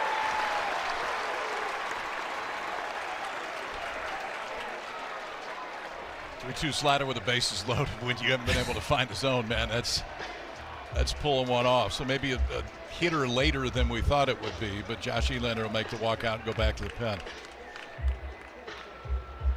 Well, and to stay right there left on left, that was a gutsy move by the Tennessee skipper that paid off. And now Bo Rudy will get the right-hander Omar Cerna Jr. Getting interesting, folks. Comes in right now, pretty fastball heavy, but is been pretty stellar out of this Tennessee bullpen this year. Yeah, and just the one walk, which you love in a situation with the bases loaded. And if you're LSU, you'd love to tie it up. You'd love to get them all back and start the 9th fresh, or maybe even take the lead here, but you probably just take a couple and at least get to the 9th with a one-run ball game. Against the true freshman Omar Cerna in the 3 spot, who's got a grand slam already this year, and was hunting first pitch against Bo Rudy. There's a little deception to the heater. There's some carry to that thing, way above average, what we call induced vertical break, which means that hitters tend to swing underneath his fastball. Again to make it 0-2. The radar gun tells you 92, but man, that feels like 98 coming out of this. Hitter reaction tells you all you got to know about that. Jay Johnson always talks with Omar Cerna about how he can slow the game down as a freshman. Cut and a miss. 2 down. How about that entrance out of the bullpen, KP? Well, I mean, how about conviction throwing 91 to 93 with a fastball? I mean, it's plenty, clearly, when it does that. It just stays at the top of the zone. 3 straight fastballs swung through by the freshman Cerna. And now LSU's prize center fielder, Derek Curiel. Single his first time, a bullet on the ground his last time in the 6th. Loaded now in the 8th. Ball 1 inside. And nobody swings and misses less in the strike zone in the Southeastern Conference than Derek Curiel. So this is a pretty fun matchup. You get a guy who gets a lot of swings and misses in the zone, and Rudy, versus a guy that just doesn't. I mean, you're talking about 95% in zone contact, one of the best.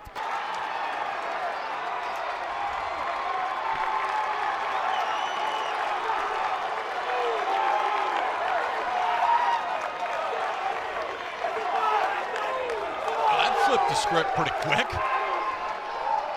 and for a guy that up until 4 days ago had 1 home run, now has 3 home runs in the last 3 games, and that's the biggest swing he's had the entire year. Bases loaded, 2 outs. Curiel runs it out for his 4th home run of the year and gives LSU their first lead since the 3rd. back-to-back games with a grand slam for Derek Curiel. And you can lip read. He is walking up and down the dugout saying, "This is my house." This is about as fiery as we've seen Derek Curiel in 2 years. He's usually pretty reserved, even in big spots, but that one will get your blood going right there. I don't know about you, KP. It looked like he missed this ball. I mean, the launch on that thing is 39-degree launch angle, which is about as high as you will ever see a homer. But we talked about it on a night where the wind's blowing across the field. It's going to help it. Yeah. It's going to help. Straight away left. Absolutely. And he just spins that one up into the jet stream. And it just, again, the Vols unable to hold late game leads. What a swing from Derek Curiel. I mean, we had talked about the lack of power from him in year 2. Season that began with so many high expectations. A career that since high school has had that for Derek Curiel. And he delivers in an enormous spot for a team that is sub 500 in the SEC and had nothing going offensively all night until this inning. Nothing at 2 on Seth Dardar. And boy, the flip side for Tennessee, nothing has come easily recently.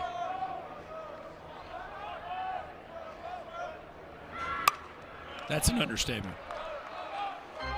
Game ended, series ended on a grand slam against Vandy. And a grand slam here, your next time out in league play, puts you down in the 8th inning in the opener. We said it, Tennessee had this thing lined up the way it wanted to for the entire weekend pitching-wise. Yeah, I mean, when Arvidsson came trotting in and thinking, okay, this is the way that they wanted to line up. You walk the first 3, get the line out. Looking at apparently the trap, the shoulder of Seth Dardar.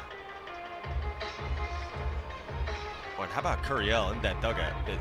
You could feel almost how much that swing means to him and what a weight off his shoulders it is. Well, he's been, we talked about in the open, he's been on a heater coming into this ball game, and that is not the guy you wanted up in that spot. Again, a guy who gets swings and misses at the top of the zone versus a guy who doesn't swing and miss. Correct. If you're Tennessee, you don't want him up in that spot. No, LSU, that.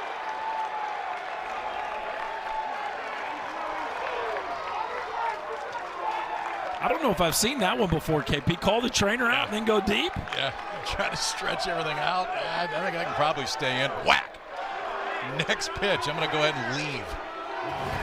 I don't know if I've seen this one before, but again, a fastball up in the zone, and Dardar just leans on this ball. This one into the breeze. And man, LSU has flexed their muscles here in the 8th. Back-to-back homers, and it went from 4-1 to 6-4 in a heartbeat. Before this 8th inning, they hadn't had a base runner since the 3rd. There had been 14 in a row set down going into this inning. And now Tennessee will have to summon its 3rd reliever of the inning here in the 8th. Runs late. Chandler Day comes on, freshman left-hander. In-state kid who's only worked 2 2/3 innings this year, but summoned for John Pearson.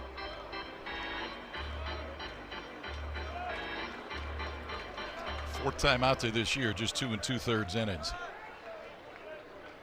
SEC debut. And Pearson pops it up. Foul ground near the Tigers' dugout. Henry Ford runs out of room, 0-2. It's amazing how fast the which arms are we going to use can switch over the course of an inning. I mean, it was all gas to start this inning for Tennessee. You're going to use your best bullets. And probably the opposite for LSU is you weren't going to go to your best bullets if you're down in the 8th inning.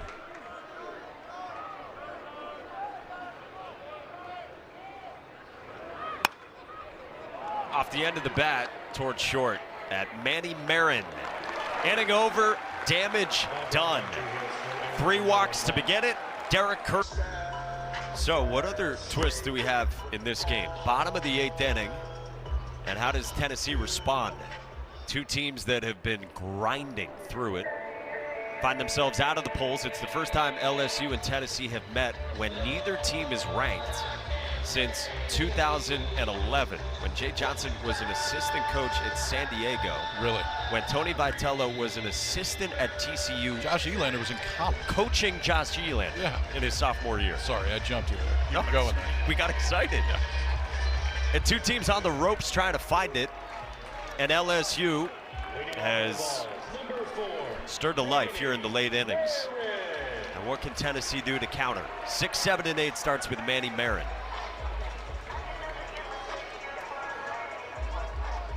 Manny Marin 0 for 3. Double play ball to short, fly out to center, line out to short. And now he gets Sheeran. 97 crossfire. He's had a 99.8 this year. Should I give him 100? I think you round up. Okay. A couple other 99s. I mean, it is big time stuff.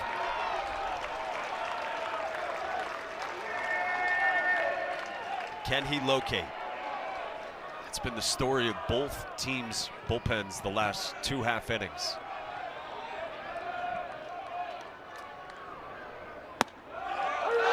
Top of the zone, 2-1. See, Marin thought it was up. Very aggressive hitter, Manny Marin. Poke foul, 2-2. What a gorgeous night here in Knoxville. Yeah, that shows you how aggressive Marin is right there. You see the first 2 pitches way off, the third one borderline strike, and then he goes chases that one, which I think was off the edge as well. 2-2. Foul back on 99. He is coming at you. Got to round up. I didn't see the point part of that 99.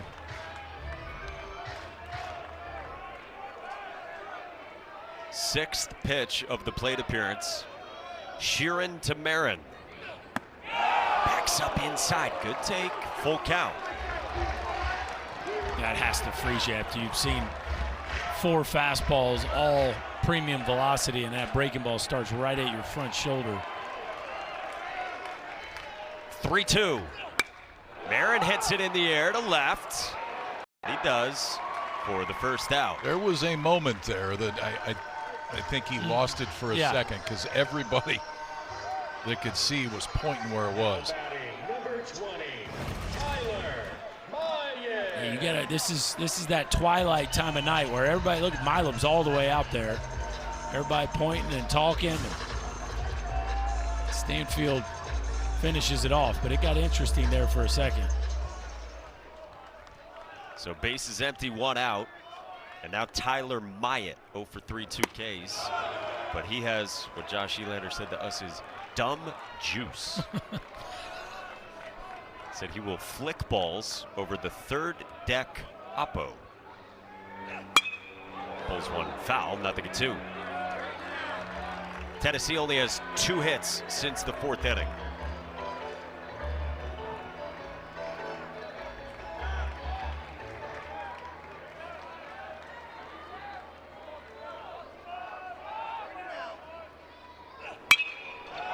Popped up. Left side. Stanfield trying to find this one. Stanfield still searching, and he found it at the last moment for out number 2. Whoa. What a play. Curiel was screaming. Look, Milam's. I mean, that ball is another 30, 40 feet deeper out there. Milam. I don't know if Curiel saw it. Really? It felt like they both didn't have it. Milam's run about 1.5 miles in this inning out to left field. Looks like Curiel's pointing. I don't think he saw it until late. I agree. Wow. Jay Johnson just got the team together in the dugout, said something that made everyone exhale collectively. True freshman Trent Grinlinger, 0 for 2, a walk, a ground out to third, and a strikeout looking.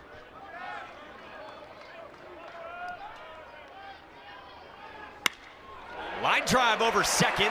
That's a base hit into the gap. Jake Brown cuts it off, and again, Trent Grinlinger, the freshman, to the backside. Yeah, nice player. Reached base now safely twice in 4 plate appearances. And that is just a beautiful piece of hitting right there. To take a slider off a guy throwing 98 miles an hour and shoot it in the right center gap. This is not normal stuff for a first-year player. Very bright future ahead for him. Well, here comes Levi Clark, who already homered back in the 3rd. Mired in a slump in the first half of this season. Key cog was expected to bop a ton of home runs for Tennessee in his 2nd season out of Marietta, Georgia. Made an adjustment to stand up more upright in the box this week. 2-0 for Clark.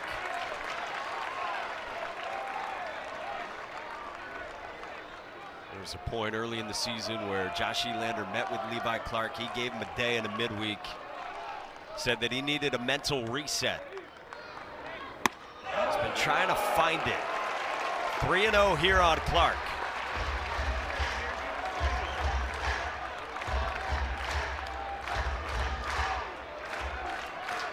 I thought he could be one of the most feared hitters in the SEC this season.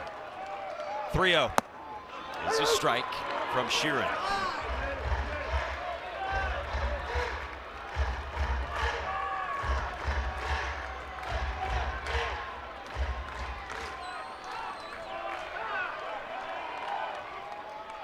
Devin Sheeran's 3-1. Clark cuts through it with a mighty hack and a full count. That's a swing that's trying to tie the ball game up right Yes. there. And this is what you want to see, 3-1. Yeah, absolutely.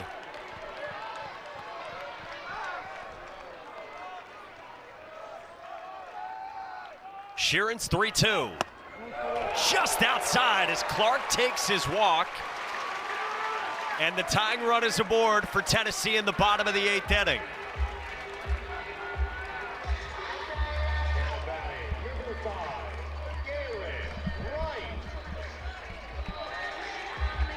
Back to the top of the Tennessee lineup for Garrett Wright. 1 for 4 infield single his last time in the 7th. Angst caked all over this ball game in both dugouts here in the series opener. Devin Sheeran's first pitch. Knee-high strike at 96. Well, it's what we love about this league. Every single game carries so much weight, and both these teams start the year expecting to host a regional. Now they're both fighting to get back up above 500, and you get a tight ball game at the end, and the tension is just incredible. It's like postseason baseball in early April. Fouled back, 0-2. Gavin Guidry. Ooh, that's interesting. For Williams up. Guidry was slated to be the Game 3 starter.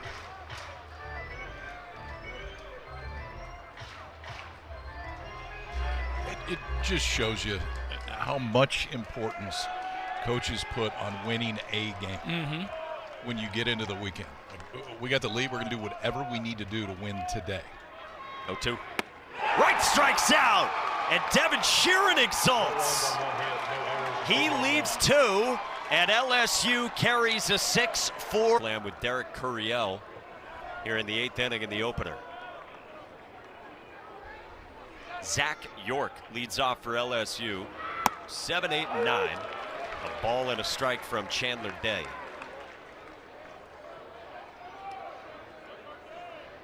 Tennessee, by the way, in the bottom of the 9th will have 2, 3, and 4. Blaine Brown, Henry Ford, and Blake Grimmer. 2-1 the count.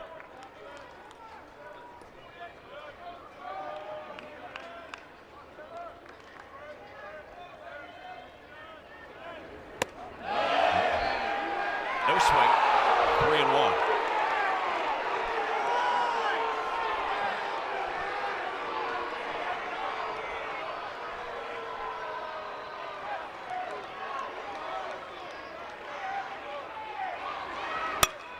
York skies this one to center. Garrett Wright lines it up for the first out. LSU came in at 4-5 in the SEC. Tennessee at 3-6. Halfway through, D1 Baseball put out its mid-season projections. They had Tennessee as the last team in, and it is anxious moments for these teams. History tells us you got to get to 13. Below 13 is where you really sweat it out. There's no absolute. That's wins in the league.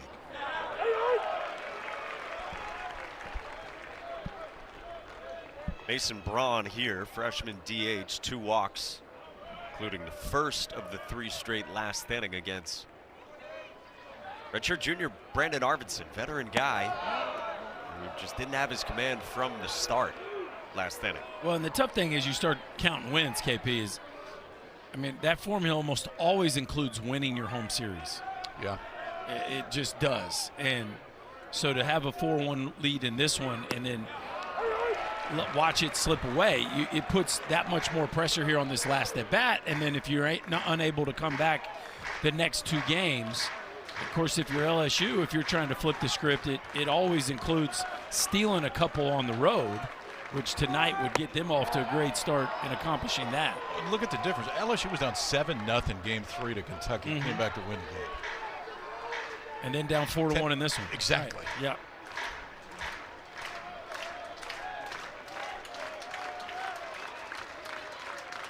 Days 2-2. Roller foul. Derek Curiel had said the other day that the pressure's on. He said, we are taking it full face. He said, we know we got to go out there and perform. He said they're not just going to let us into the playoffs because we're LSU. Got to go earn our way.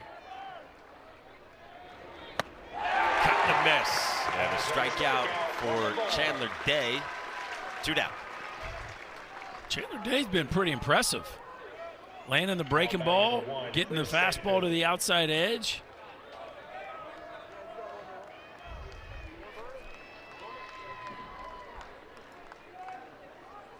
Jay Johnson will talk things over with Chris Stanfield, as is LSU's custom. With 2 outs and the base is empty. You got a freshman left-hander out there that goes bang, bang to start the inning. We're going to discuss something. I don't know if it has anything to do with the bat or not, but we're just look at your surroundings a little bit. Yes.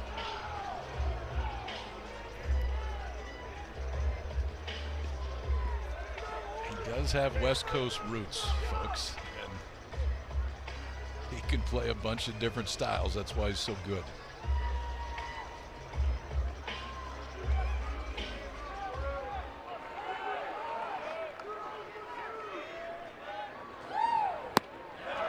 Strike 1 to Stanfield. Meantime, it was 21 pitches for Devin Sheeran at the bottom of the 8th inning.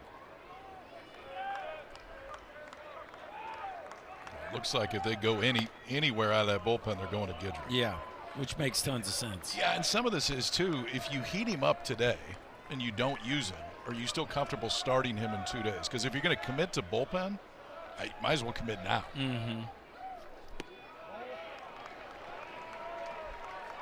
KP, you said it real time. The take by Stanfield, who was the second walk of last inning, was the whole inning. Was one of the biggest plays in this game. I'll tell you the other thing, too, is he's got his heartbeat is so good for the game. Those 2 balls in left field that he lost. Yeah. There's a lot of guys that they never find him again. I mean, you panic right away when you can't see it. 2-2. Stanfield pulls it. Laser.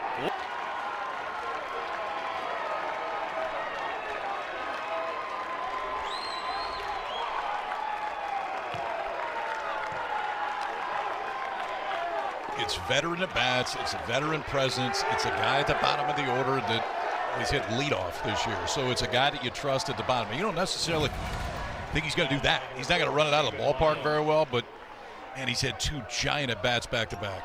Wow, it was just an absolute laser, too. A center cut heater, and that was a fast one, folks. A rocket shot over the left field wall. Boy, has the air been let out of this building? People headed to this to the streets. Ball 1 to Stephen Milam. You know, Jay Johnson made a comment to us today about Chris Stanfield. He said when he was out for those 3.5 weeks with a hand injury, it was a bigger deal than most people probably thought from the outside looking in. Easy got overlooked just because the numbers aren't gaudy. But he brings a lot to the table. Their trust factor in him is so high. Jay Johnson will tell you when Stanfield plays well, he feels like LSU plays well. Milam pulls it foul. We've had a home run after a Trainer timeout and a home run after a Jay Johnson timeout. He's what is this, like football where we're calling good plays on third down or something? Is that a full or a third? No. come out of a timeout and run a good 2 left. Baseline out of bounds play. 2-2.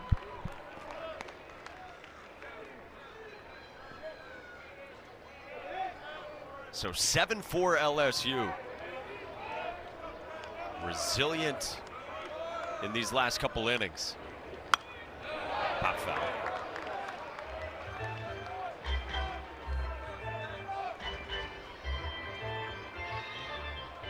And it's a quiet, stunned ballpark.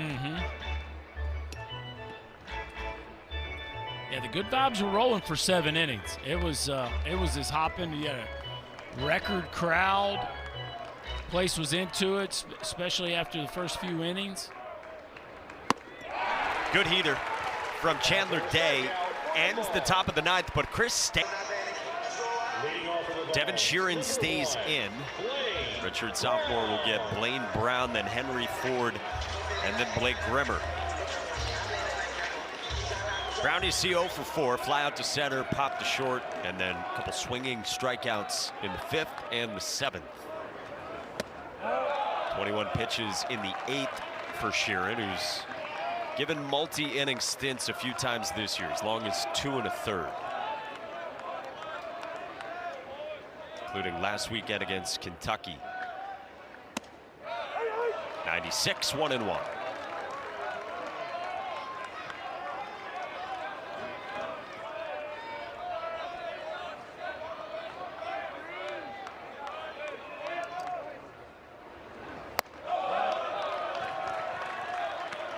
Two and 1 the count on Blaine Brown.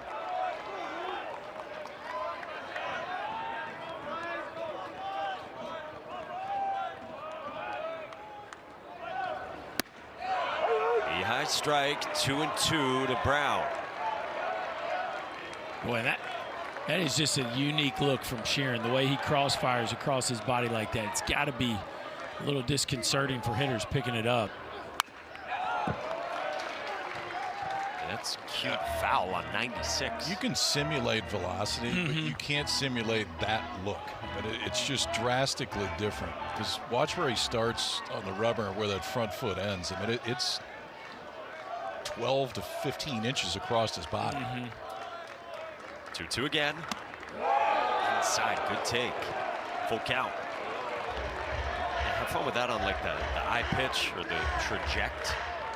Trying to simulate that look. It just break. Nope, can't do it. Not the Iron Mike. 3-2. Strike 3 called. Wow. 97 in a similar spot. One away. Now batting, number 9, Henry Ford. Tough one to pull the trigger on right there if you're Blaine Brown. Just a fastball that crowds him right at the top of the zone under the knob of the bat, and he certainly misses his spot. It'd be interesting to know whether it actually caught a piece of the plate or not. That's a big-time 50-50 ball, though, that goes LSU's way. So Brown dispatched and frustrated. And now it's 0-2 on Henry Ford.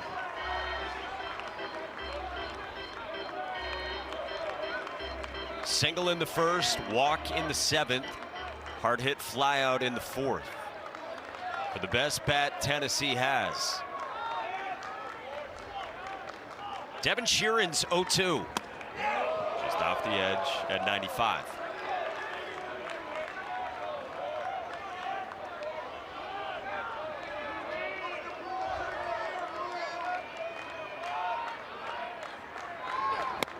Swing and a miss. 3 straight strikeouts for Sheeran, and Tennessee's down to its last out. Once he's found the zone, Tennessee has not been able to square anything up. Punch out, both on fastballs in this inning. That last one at 96, just up and out of the zone. Yeah, it was shaky early, but he has settled in, and he gives you all the feels of a real closer. And now he faces Blake Grimmer in the cleanup spot. Strike 1 to start.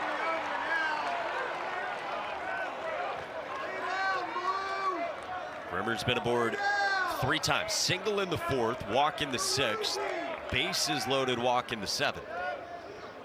The 0-1. Fouled away, and LSU is 1 strike away from what would be a come-from-behind, thrilling late innings victory to get back to 500 in the SEC and snatch one from Tennessee. 0-2. Up and away.